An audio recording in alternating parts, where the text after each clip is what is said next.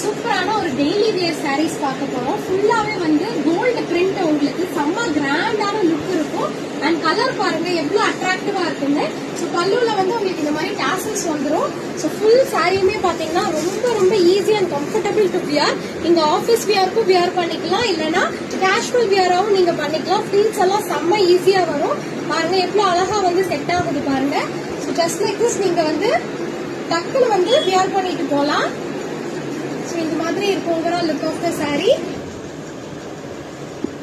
இதான் blouse piece. உங்களுக்கு லைனா வந்துடும். ராமர் பச்சை, ராணி பிங்க், ஒரு பீகாக் ப்ளூ, நெக்ஸ்ட் ஒரு டார்க் கிரீன்,